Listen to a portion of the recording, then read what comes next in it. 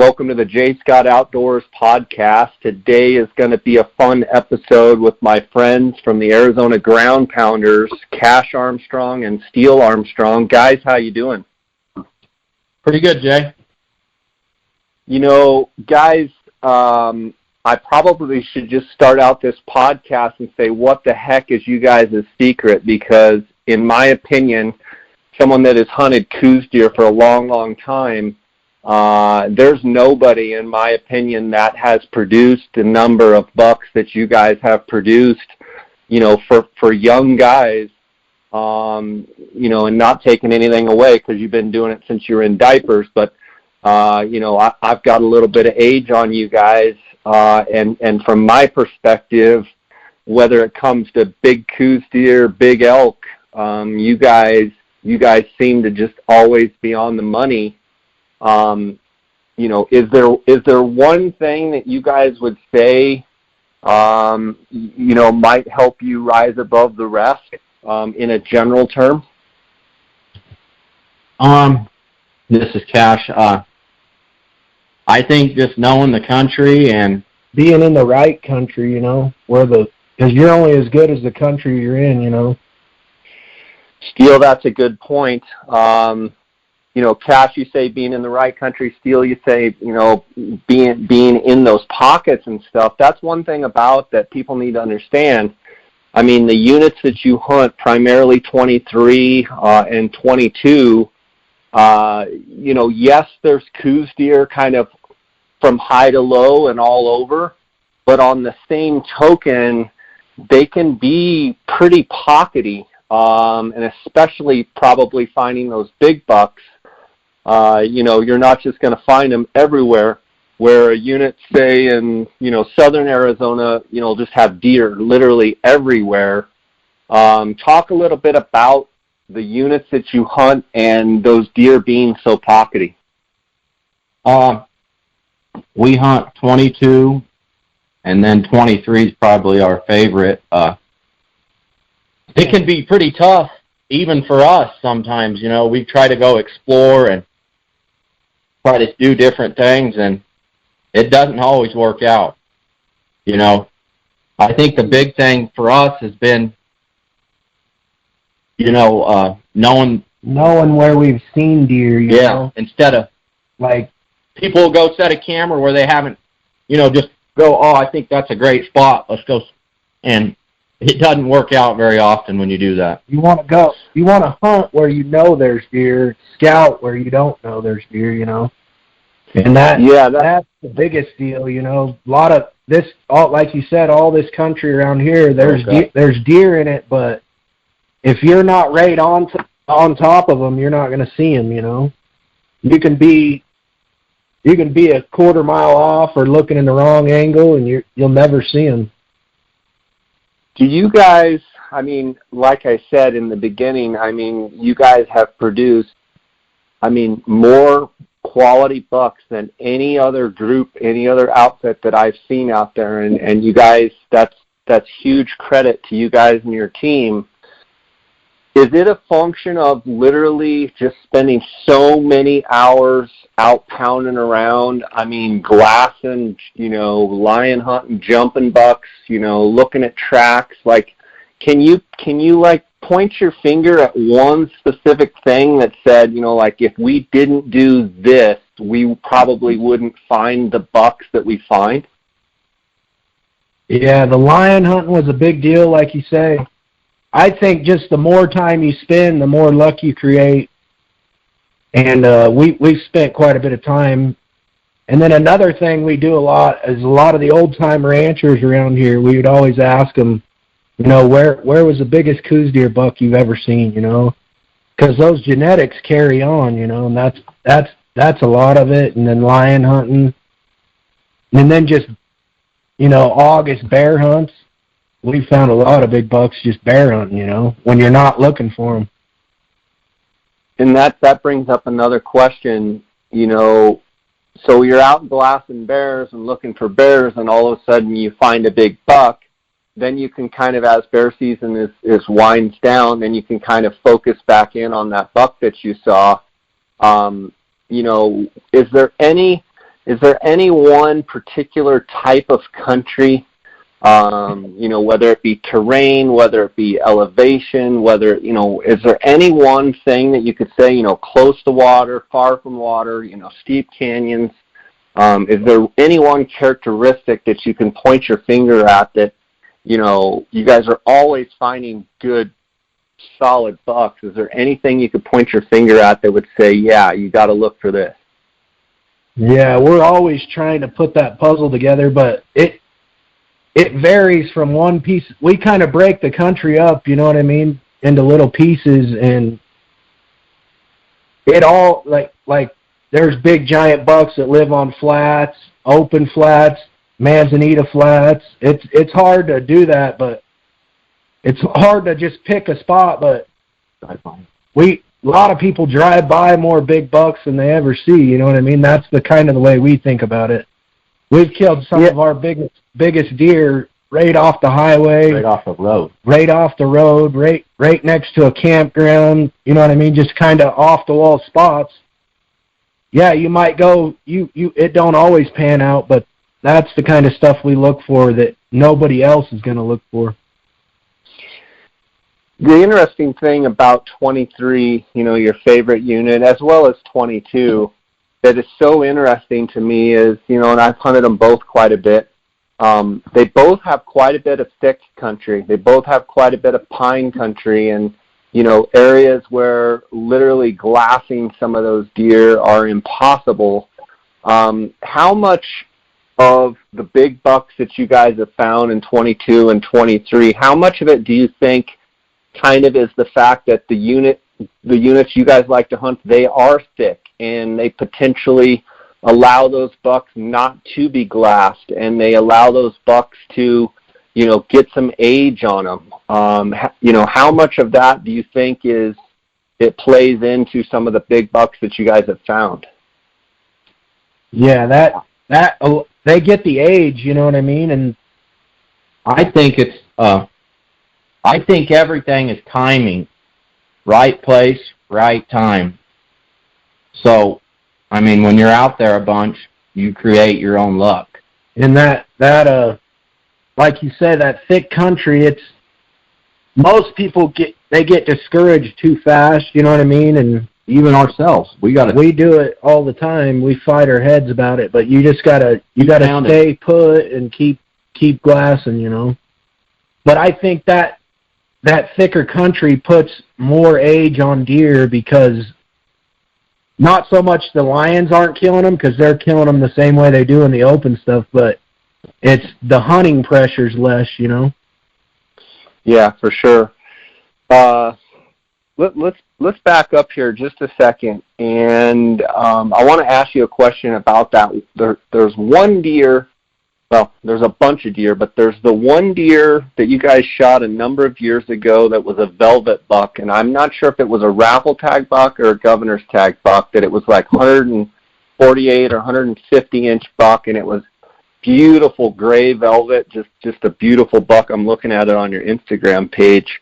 Was that the buck that kind of not kicked off for you guys, but because I had known you guys for a long time, but was that kind of the first buck where you guys were able to kind of, basically say, here we are, world, we're here? We're looking for big bucks and we found big bucks. Was that the first one that you guys could really point your finger at and say, yeah, that was kind of the start of it all? No, I would say is where we really learned how to Coues deer hunt is I killed a buck. I don't remember the year, but 10 or 9. I was in high school, I think, and we had watched that buck for a couple summers, and he kind of clued us in on, how to hunt a big buck, and then I would say definitely that velvet buck. That was a freak, That's where we kind of proved to ourselves. We proved our method on that buck, I know you guys pretty well, and it brings up, you say you proved it to yourselves. You guys are, in my mind, you're a lot different than a lot of other guys that I interview, and that's not taking anything away from guys that I interview, but you guys you guys are your own worst critic. And I know you guys well enough that you guys have it out between the two of you or three of you, including Levi's not on Instagram, and even your dad and Waylon and your whole group. I mean, you guys, do you agree that you're your own worst critic in that you're always trying to one up, basically you're only as good as the last deer you killed, and it seems like you guys kind of live by that. Yeah, for sure, because those big bucks, they only come around every once in a while. You got to get them killed, and we put a lot of pressure on ourselves to get it done, and it's very hard to get it done sometimes. Sometimes you don't get it done, but that's what keeps us going, How hard is it, though, when you guys are pretty young guys and you've had an unbelievable success? Is it almost hard? I mean, Dar and I talk about this somewhat too. We've been doing it quite a while, and you get to a certain point where you're just trying to kill giant stuff, and you're just pushing to kill giant stuff, whatever it may be, where you almost get to where you're like, dang it, we're putting so much pressure on ourselves. Does it ever take the fun out of it for you guys, or the exact opposite? Does it just make it, that much more intense, and you want to succeed even more? It does a little of both, but I would say for our normal clients, it's fun, you know what I mean? That's what keeps us going. But a lot of people are into just raw numbers, and getting old. People don't do it for the right reason. They don't realize how big a 130-inch deer is, They talk about it and they want one, but when it comes time to putting the effort in, they don't want to do it. And yeah, that's why we hunt. We hunt to kill giant animals, but some years the chips don't go your way and the giants aren't there, That's why we love years like this where there could be a potential buck that could blow up, on a good moisture year. The last couple of years have been really, really tough. So we're really looking forward to this year. Not guaranteeing that there's going to be a giant or whatnot, but we've had enough moisture where there should be, I hear what you're saying, but I see what you guys produce even on a drought year last year. I mean, Cash shot a giant. I mean, you guys knocked down some giant deer. So while I am tipping my cap and agreeing that this year could be phenomenal, I mean, let's face it, you guys killed giants even when, you shouldn't have. Yeah, we hunted, believe it or not, we hunted all those bucks. We didn't get them killed on October, November. We finally got it done on the late hunt. We hunted them bucks. We had a really good year, we thought, for the horn growth that there was, but it was... we hunted a buck that we killed for a client for 16 days, and we killed a 120 doing it. I know, it's a beautiful buck, too. That big 3-point, we were hunting another buck that we ended up killing after the 3-point. But, that was just total teamwork. Brett, our guide Brett, he had a hell of a hike every day for 16 days, and we killed the 120 buck, I think, on the 13th day, and then we had another client come in on the late hunt on the 16th day, and we killed that buck that we'd been hunting. But it was a grind, He was in a tough spot. Most people would have gave up, and most people would have ran out of days. Luckily, we hunted him for 5 days on the November hunt, and then the rest of the time on the December hunt. Let's talk about, you mentioned October, you mentioned November, you mentioned December. This year, the October hunt, looking at the regs right here, starts on October 25th and goes till October 31st. So the moon is completely dark on the 28th. So in essence, the front side, the whole hunt, it's going to be pretty dark moon. Does that play into, do you guys think that dark moon is going to make that October hunt really, really good this year? Yeah. But I think, I mean, a guy still has to. I don't think you should put too much worry into it, because either way, we're gonna sit there and glass just as hard. And if it does, that's just a bonus. Yeah, to it's us kind of a bonus. Because we've had October hunts where it was the worst moon. You know what I mean? I believe in that kind of stuff, but I'm just not smart enough to sit there and think about it, because you'll talk yourself out of killing a buck. You know what I mean? In other words, you're going to sit there and grind it out, where a guy like me might say, well, you know, it's a full moon, they're not going to be up, blah, blah, blah, blah, blah. In other words, you might be right, but I just had it happen to where if them bucks just came out of velvet, and like big deer, they shed their velvet at different times. I've killed a 130, you know what I mean? On the October hunt, I watched him shed his velvet, and then I've seen other bucks hardhorn in September that were giants too. So, but if they stay in that pattern, I think that's more so than anything the key. I think that's more the key. But I dang sure think the moon can make it a whole lot tougher on a guy. But we kind of hunt them the same way, no matter what.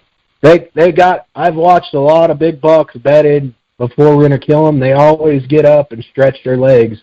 They might only walk 5 feet or get up and turn around, but they still get up. What do you guys, let's talk about these 3-season hunt structures with the October, November, December. Let's step back just a second and look at it from your perspective and say, you know, I can remember when there was no October and November hunt, and it was just, I believe, just a December hunt. Now we've got October and November and December. And granted, you guys are outfitters. Granted, you guys like chasing big deer. Do you think it's taking its toll on big bucks, or do you think the same guys that are killing big bucks will kill them regardless whenever the season is? You know, are you seeing less quality? Do you think it's declining? What do you think? Well, I definitely think it's declined, but I can't put it on the tags, or I can't put it on the numbers of tags or a drought year, you know. Because I mean, we haven't had a real great year in 4 or 5 years for moisture, but I think they're in 22. They're definitely killing way too many deer. Don't get me wrong. There might be more population, but everybody's got good glass. Everybody's got a good rifle. I don't mind them giving more hunts, but take the tags down a little bit. But you know what I mean? It's good for us guides. Yeah, we got to make a little more money. That money was never there before, but it's still, we hunt for big Coues deer bucks. I would rather see less tags, and if they can't do that, take a hunt away, you know? Yeah, for sure. So right now, if I could tell each one of you, just personally, I'm going to give you a tag, October, November, or December. Which one would you pick individually? Which one would you pick and why? This is Cash Jay. On a year like this, give me that October hunt. Why? I just think if you get a buck pattern, you know, and find the right buck, if I sit there for 7 days, there's going to be more right bucks on a year like this. You know? I think I can kill him. Are you the same, Steele? But that late? I would, but I've got too many bonus points. I wouldn't burn them on the October hunt. Just because I could make money during the October hunt, and then me and my buddies or me and my brothers, you know, we can go, and on the December hunt we have more days, so we can actually go and have some fun ourselves, and everybody could help me out. So I'd rather have the December hunt. Okay, fair enough. Let's get back to, I believe, Steele, you were talking about, you know, these big bucks, they shed their velvet at different times. I want to kind of get to that, but before we get to that, I want to talk to you about a year like this with the moisture that we've gotten. how does this year stacking up as of right now? You know, our deadline to apply is coming up here June 11th, and it's, I believe, a week from today, so it's Tuesday, June 11th. Where do we sit conditions-wise, in you guys' opinion, in the Coues deer country in 22 and 23? It's pretty phenomenal, I think. But I think those animals were, you know, they were pretty stressed the last couple of years, and I haven't seen a year like this to really know what it's going to do to the animals, so I can't really tell you. But my opinion is I think the deer will be really good. I think the deer, we kind of proved it last year, you know. The deer are way more drought. They can handle a drought a lot better than an elk can, you know, in my opinion. But I think those bucks that have the genetics, they're gonna get what they need, in my opinion. Now, elk, I think they could be they're going to be big bulls like there is always, but I think that I don't think it's going to be as good as everybody's saying. I think if we had another good winter and a good spring, I think that would be the best year we've ever seen. You know? Okay, so you think that it's going to be a great elk year and a great Coues deer year, but you're saying if we can follow it up with good fall moisture, good winter moisture, you know, obviously good monsoon moisture, and next year, that's when you think the elk could really shine. Yeah, that's when I would want my elk tag. Okay. For sure. Cash, any thoughts on all that your brother was saying? Yeah, I think, I mean, in the lower country, it's starting to dry out. Like we were down, I don't know, what is that, 3,500, 4,000? Which is way better than it's green, but there's still a lot of old feed too. So, I mean, I kind of agree with Steele on that. I would say it's just. While we're on the subject, let's talk elk for a second. You know, what are you seeing as far as bulls out there, and where are they at as far as their growth? Are you seeing them out to their fourth points? What are you seeing so far? Big bulls. I mean, the big bulls, some of the big bulls will be finished, you know what I mean, here pretty quick, but in a month. But they all drop their horns at different times. I had a picture of a bull this year. I didn't. Our guide Brett, he had just a normal little 6-point. He dropped February 20th. You know what I mean? So they all grow at a different. You know, they start. I think it depends on when they start. You know, a lot more. And I don't know what that is. I don't know what causes that for them to drop. If it's the good feed that we had early, you know, when they're pushing their antlers off, or if it's the time of year they're born, you know, I don't know what causes that. As far as elk goes this year, obviously the draw is already out. Do you guys have any particular spots in your elk guiding? You know, any early, late hunts, anything that you say, yeah, we could use another hunter or two, or are you guys pretty well booked up for your elk hunts? I would say we're pretty full.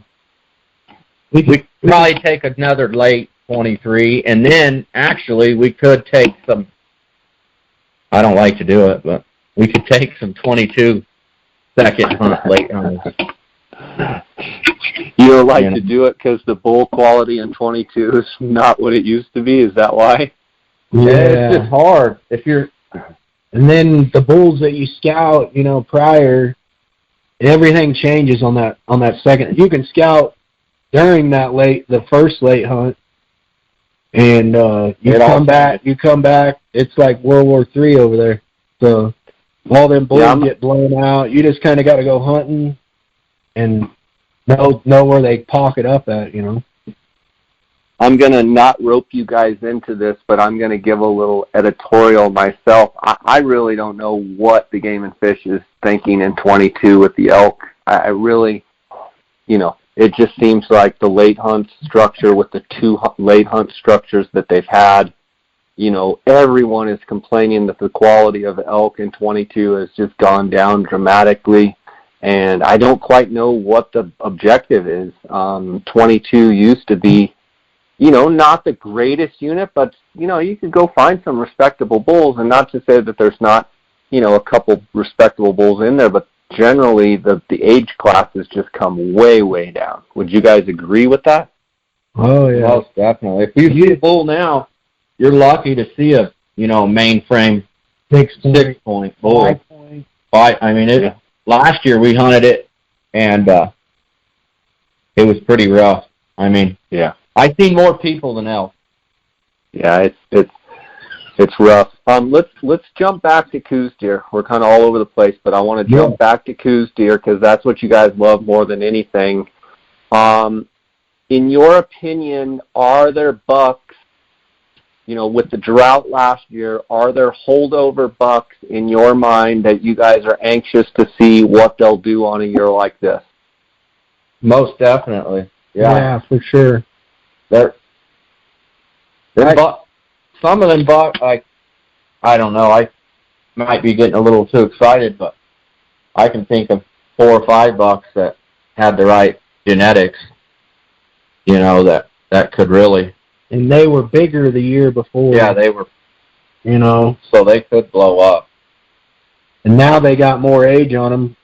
They can have the right genetics. If they don't got the age, then they're, it ain't no good.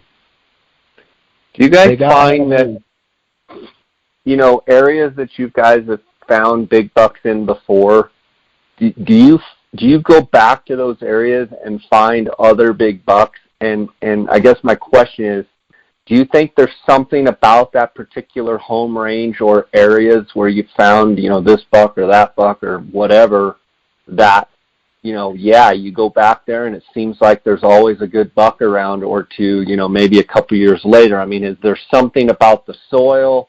What is it about some of those spots? And have you found multiple big bucks like, a couple of years later, boom, there's another big buck right where another one was?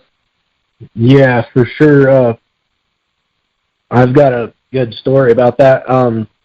Waylon, he killed a 125, I think in 2011 or 13. Or 13. Is that the one with ridiculous eye guards? Just they were 7 inches long or something? Oh, got 16-inch beams. It's got a 9-inch eye guard and 11-inch D2s and stuff. He's kind of spindly and small beams, but he was wide and had lots of time length. But yeah, we killed that buck, and then 2 years later. 2 years later, we killed a 130-inch deer in there in the same. 800 yards from 800 yards apart. And I think more so than anything, I think it's genetics. It's kind of a big. You just think that's a good pocket where the genetics are good, and so those are spots that you'll continually keep your eye on. So I guess what I'm saying is, if people are listening and they've harvested good bucks, whatever unit they're hunting, it's not a bad idea to keep kind of tabs on that area because there's something about it that produces big bucks. So you guys would agree with that? Yes, for sure. And another thing is the country set up right, In the earlier hunts, them bucks are up on the flats in tougher and impossible stuff to kill them in. And we killed both of those bucks in the December hunt. They roll off the edges where they're huntable, And Jay, are you elbowing your brother, telling him, don't tell all the secrets? I think a lot of people know. There's a lot of good hunters around here. Everywhere. I think you just got to go put the time in, put hard work in, and it pays off. And even though those bucks are on faces where you can glass them, but I think a mistake a lot of people make, they go to a spot maybe in October and they blast their ass off. They don't see anything, and they give up on that spot. in December, everything changes. You know, you got to go back through and recheck stuff. And we catch ourselves doing it a lot. You know, like we've killed, like where we killed, like that buck that I was just telling you about. Waylon killed his buck. I don't know how many days we hunted him, but the 130-inch buck that we killed out of there, we hunted for 13 days. You on the late hunt, you get tired of looking at the same hillsides. You know what I mean? You know, you could name every tree on the hillside. So that we kind of like changing it up a little bit, but a guy really shouldn't do that. You always need to keep an open mind. Steele, when you're talking about that, is that buck you're looking for cycling through there, or is he right there the whole time and you just don't see him and then all of a sudden he pops up? Yeah, like I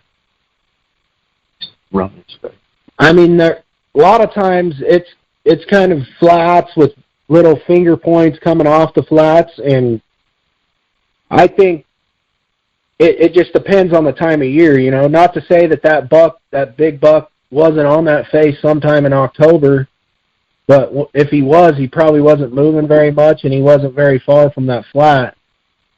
In December, you know, they use the ridge tops, make scrape lines, stuff like that, you know, checking does, just doing what they do in December. And I think that's probably the main reason what gets them killed. Yeah, good point. Yeah, you'll find just, however, there's different country that's better different times of the year, you know. So you can't, you can go glass a spot for freaking, like we did it last December, we glassed a spot for 16 days. I think I might have seen the buck once, but I just got a glimpse of him, and then we killed him the 13th day. A buck that I was hunting a different buck. I killed a 120 buck hunting a 115 buck. That's awesome. Guys, I want to take just a quick second here to thank the sponsors of the podcast. I want to thank GoHunt.com, my friend Cody Nelson of 20-plus years. I call him the glassing guru. He is the optics authority. He is the optics manager at GoHunt.com. He is the optics manager of the gear shop there at GoHunt.com. I encourage you guys, if you have any glassing needs at all, if you're looking for binoculars, if you're looking to buy a spotting scope, rifle scope, anything to do with optics, give Cody a call at 702-847-8747. That's extension 2. You can also email him at optics@gohunt.com. I want to thank GoHunt for their sponsorship of this podcast. I also want to remind you guys that if you're not a GoHunt Insider member, go to gohunt.com/JScott. You're going to get a $50 GoHunt Gear Shop gift card just for signing up. So go to gohunt.com/JScott. That helps. That's the best Western hunting resource for draw odds, harvest statistics when you're applying for all these states. So if you're looking at Arizona, you're looking at different units, you can literally go on there, put whether you're a resident or non-resident, put your amount of points, and it will give you your odds and tell you, what you're looking at some of these different units. So I also want to thank Coues. That's Kuiu. Coues.com. If you want to get more information, check out their website, Kuiu.com, Kuiu.com. That's Coues Ultralight Hunting. That's the gear that I wear on all my hunts. I also want to thank CanyonCoolers.com and remind you guys that you can get a 10% discount if you use the JScott19 promo code. Also at phonescope.com, that's the digiscoping device I use on my iPhone 10, taking videos and pictures. Use the JScott19 promo code, you're going to get a 10% discount. And then onxmaps.com, 20% discount if you use the JScott19 promo code. All right, so we've talked about holdover bucks. You guys have said that you don't think the Coues deer are as affected as elk. But let me ask you a question. If we've had the moisture that we've had, do you feel like certain Coues deer could be at their absolute maximum potential as far as antler growth because of maybe, the maturity and getting you talk about bucks that were bigger than last year, they weren't as big, and now you've got great moisture. I mean, do you think some of those bucks are going to be as big as they can be? Oh, yeah, for sure. I think so. And another thing is they get to use the country better that they live in. When the water's real tight, they don't get to use the country like they normally would when there's water everywhere like there is now. So they can go chase that feed and still have water at a reasonable distance, So in other words, what you're saying, Steele, is on a year like last year where there was very little water, they kind of they didn't have many choices to get a drink. They have to drink. Yes, and then exactly. it would force them to eat feed that maybe wasn't as good, where, it's almost like turning cattle out loose or turning, sheep or anything else out. They're going to go find the best feed. Certainly, that's what you're saying, right? And also because there's water everywhere where they don't have to come back to a particular spot. Yep. What about don't get me wrong, predation? a buck can get big on a water hole, you know what I mean, using the same water, but I just think like the canyon deer, the deer that drink out of, springs, and a lot of the big deer that we've killed, they have 4 or 5 water sources that they can use. Right, all of it's pretty handy to them, and then they can use all the country in between it. They don't have to water at one hole. They've got different options. How does predation as well? If all the animals have to drink out of a certain spot in a canyon where there's only water, or if there's only water at a windmill or water at a dirt tank, but everything else is dried up, how much do you think predation plays into? On a year like this, the lions will have a little bit tougher time, like honing in and getting a pattern on those deer as well. Yeah, most certainly. I think lions are a lot like hunters like us. They kind of know what kind of year it is, and they hunt that way. Because I've trailed lions when it's real dry, and they'll go from spring to tank. You know what I mean? They just make their rounds. So exactly, I definitely think the deer are way more vulnerable when there's not much water. You guys, do you guys chase lion as much as you used to chase lion? No, we started trashing. We're deer and elk hunters now, but no, we have our hounds. We don't have as many. But it's just hard to make a living at just lion hunting in Arizona, and especially now. So, to be truthful, we probably get more enjoyment out of making hounds, making good hounds. Yes, sir. Yeah. But what is you guys' opinion on the lion population in 22 and 23 where you hunt, and feel free if you feel like it's good in some areas, bad in some areas, or don't let me lump all of 22 or all of 23. What is your opinion on the amount of lions, since you guys have both been chasing them since you're in diapers? What's your thoughts? Yeah, there's lots of, I wouldn't say a lot of lions to a lion hunter and a lot of lions to a deer hunter is 2 different things, but there's plenty of lions around. Have you noticed that, any more or any less, or you think it's just all the same? Well, there's more for sure this year because they didn't get hunted all year. We had to turn some lions loose, so we know there's more, but I think they've been trying to kill lions off since, the early 1900s, probably earlier, the ranchers and stuff. Depredation hunters, and they haven't got it done yet, so there's always some lions around. This country, in the Sierra Anches and all this country, it's so broke up, and them lions come from other places, and the Matazels, I mean, there's lots of, lots of freeways, you know. It's a lion freeway. Gotcha. So they're going to come, you kill them out in a certain area, they're just going to roll back in because that's just what they do. Those toms have such a big area, right? Yeah. One tom gets moved out of some country, he moves to another piece of country. You guys being lion hunters, someday I want you to meet my friend Hunter Meekum, who works with me at the Ot 6 Ranch. You guys have a lot in common, and you guys can have some really good conversations because he's a really sharp kid on lions. And you know, one thing he's really opened my eyes about lions.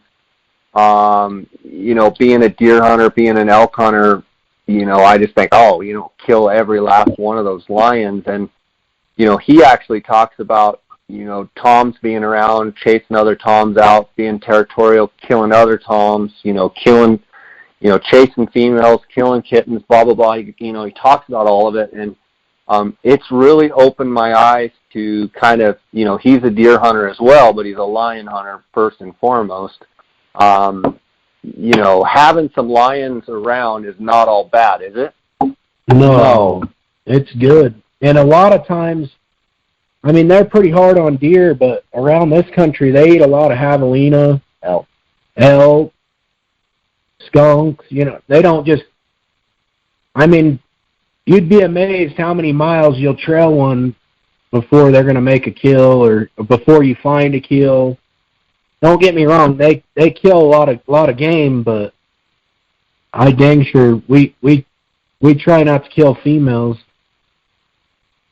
Unless they're hurting someone, you know. Yeah, if they're eating on one of our buddies' ranches or eating some cattle, or we'll kill them. We'll kill them. We don't like to. We've been preached to our whole life, Jay. And if you leave the females, you will always have toms. And if a lot of lion hunters would, but there's a lot of guys that haven't caught a lot of lions, so when they catch one, they think they got to kill it. And if everybody would have that mindset, I think we'd all be way better off. You mean not killing every female, not killing every lion that they find? Just like a trophy, be a trophy hunter, you know. That's kill the big mature ones, let everything else grow up. Very interesting. Okay, guys, I want to put you on the spot. I want to put each one of you on the spot here, and I want you to tell me what you think Steele's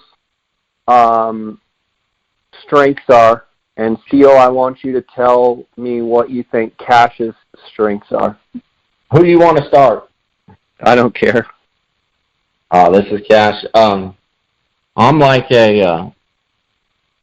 I'm always ribbed up real high, and Steele, he's patient, so he's got to reel me back in sometimes. So I think there's times when he actually will just tell you to mellow out, like let's just grind it out, or do you guys? how does that work? We use other words, but yeah, kind of brotherly love. But I think it's a good mixture, as in it kind of, we're a team. You got to work together. Killing some of them big animals, you can't be. I think people spread out too much and get too. We like to hone in on something and use our strengths. You know. Think about it. So Steele's got a lot of patience, a lot more patience than you have. Is what you're saying is Steele's strength? Yeah, I do too. I know what it. I just trained himself to where he has some patience, but once the animal's found, that's when he loses his patience, you know. He just wants to go. Yeah. All right. And then Cash, he's a really good glasser, and he does get excited, but I think our whole team, you know, me, Waylon, Levi, Cash, Brett, Jesus, we all know how to handle each other, and say the right things to each other to calm each other down when, Cash and Waylon, they're the two high-strung ones. So everybody else kind of tries to calm them down. Yeah, and I hear what you're saying, but it also takes, I'm kind of the high-strung one, and Dar's kind of the more patient, kind of just let it play out, kind of. But you can kind of play off of each other, and there's times when, correct me if I'm wrong, but there's times when the high-strung ones kind of get everybody going and fired up, and then there's times when maybe the more patient one's going to kind of slow everybody down and just, work together. And so, yeah, kind of ham and egging it is good. If we were all exactly the same, it'd probably be a train wreck. Hell yeah. Like Cash, there's sometimes that you need to hustle, He's always in a hurry. And then there's sometimes where you don't need to hustle. But, yeah, we all have each other's backs and whatever's best to get the job done. That's our method. Well, whatever it takes. Yeah, that's good. So do you think there's a chance in 2019 here that we can get Levi on Instagram, or is he going to always be hashtag Levi doesn't have Instagram? I don't know. We'll try to. Waylon's been trying to for a while. Not working out. He's not very talkative. He is, but it's got to be in person, I guess. Right on. All right, let's see. Trying to think of anything else we didn't cover. So, how optimistic are you guys? I heard you, Steele, saying, you think elk's going to be good, but maybe not as good as some people think. How optimistic are you guys for this year's Coues season coming up? I think it'll be pretty phenomenal myself. But, we had a lot of late rain, and, the Coues deer drop way after the elk, so. And like I say, but they could be stunted a little bit, too, Maybe not stunted, but they might not maximize like you would think, like I think they should, We just don't want to jump to conclusions, We want to kind of get a feel. Let it happen, When we start seeing some bucks, then that's when you know what kind of year it is. You don't want to jinx it. Let's just say it. You don't want to jinx it, exactly. do you? They might have rutted too hard last year and had sore feet where they couldn't eat for a month or something. I doubt that. Okay. I want to kind of end in this discussion, and the discussion is for people listening, talking about Coues deer, bucks, and how habitual they are as far as, finding them in the exact same spot they were in last year, watching them from growing their velvet all the way till hardhorn, all the way through December. Talk a little bit about, how habitual are they as far as, do they move a ton? Are they stay home range? Talk about that. I think it depends on the country that you're in each deer. But yeah, they are a lot of the big deer that we've killed, they use the same country, but who knows how far they've gone, I haven't been able to say that, I've seen a big mature buck go 3 miles to rut. I know that, but before the rut, we just go with what we know. Where we see them in the velvet, we hunt them. We might get a different angle, but you stay in that general area, and it usually works, and sometimes it doesn't. I think some of those deer travel a lot more than most people could even imagine a Coues deer traveling.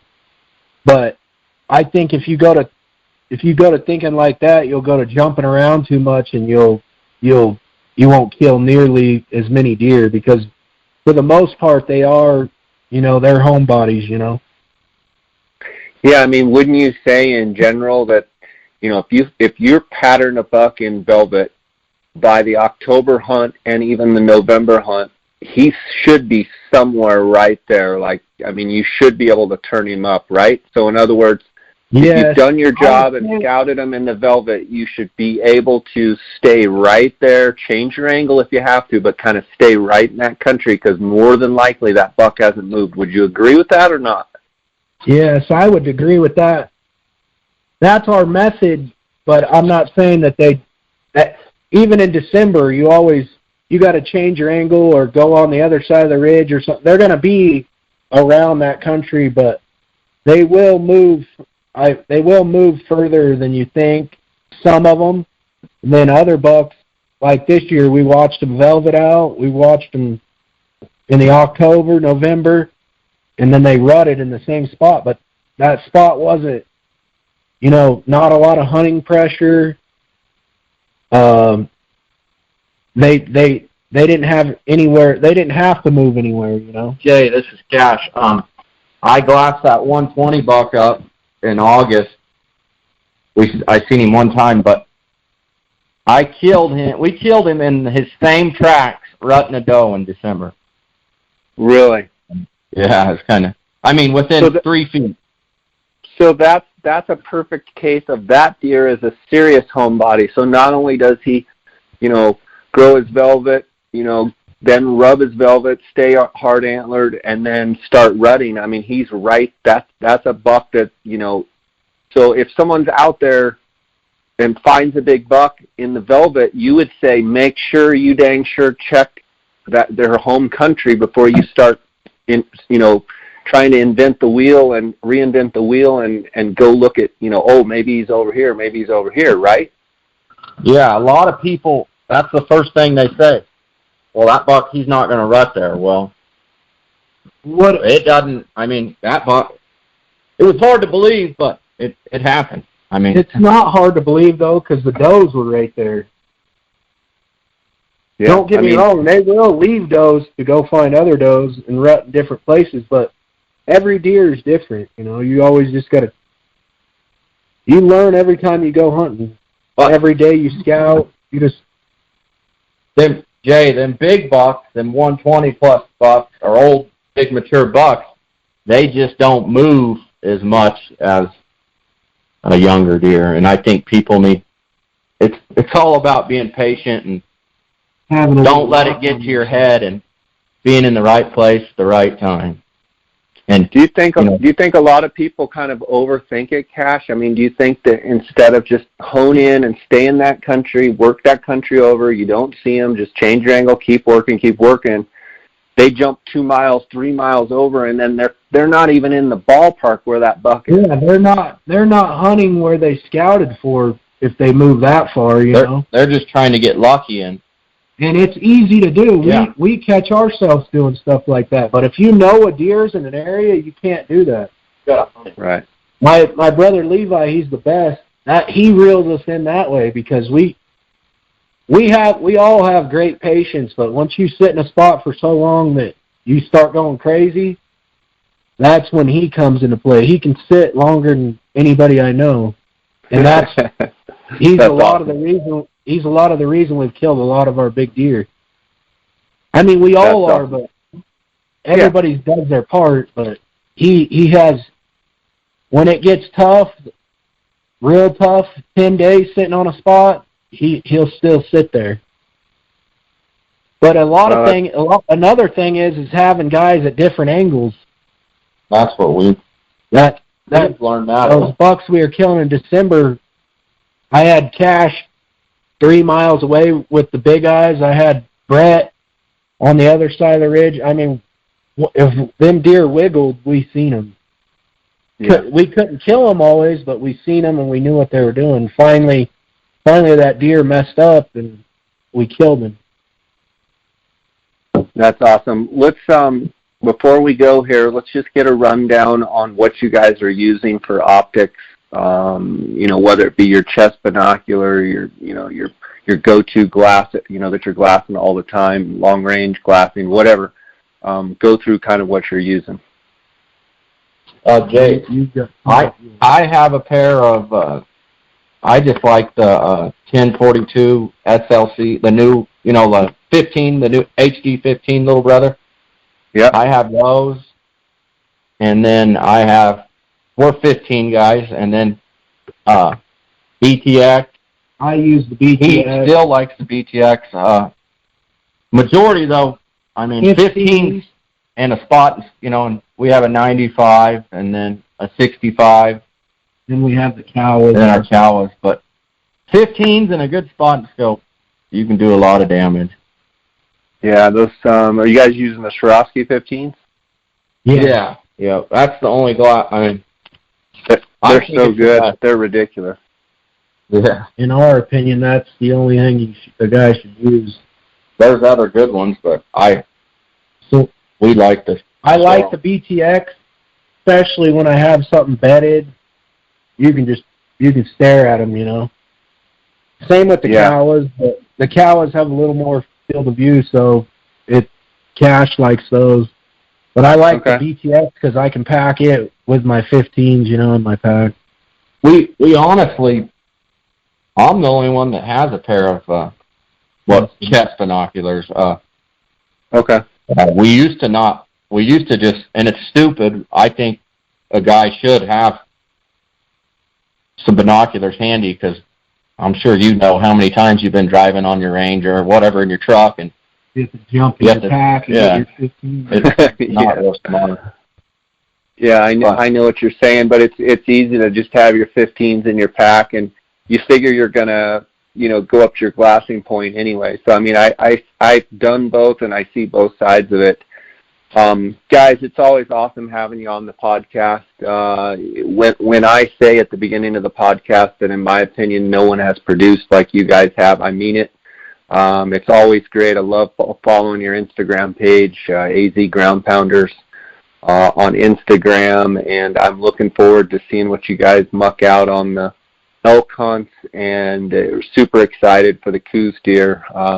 Just love those Coues deer like you guys do, and it's just awesome seeing the bucks that you guys dredge up. So, I want to give you guys a chance to let the listeners know how they can follow up with you, how they can follow along, whatever you want. Go ahead and do that now. I'll also link that up in the show notes. And all I say to you guys is just keep doing what you're doing. You guys do a phenomenal job.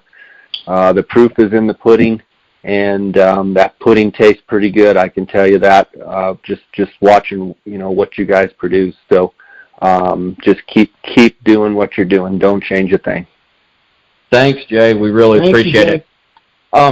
You can get a hold of me at 928 cash 928-978-1343, or Waylon, which he's in service most of the time. He has an insurance company right here in Payson. His number is 928-517-1337, and we post we use Instagram, AZ GroundPounders, all lowercase is our handle, and we really appreciate Jay, you having us on here, Jay. Yeah, no sweat. You guys are awesome. Keep up the good work. I'll talk to you. Maybe we'll have to do a follow-up in the fall and see all the giant stuff that you guys have found. Tell the rest of your crew, Waylon and Levi and all your crew, hello for me, and tell your dad hello as well. And we'll just see how this summer progresses and see what the antlers, see what the good Lord gives us. So should be a fun year. You guys keep it up, and we'll be chatting at you down the road here, okay? Thank you, Jay. Have a great evening. All right. God bless. Bye.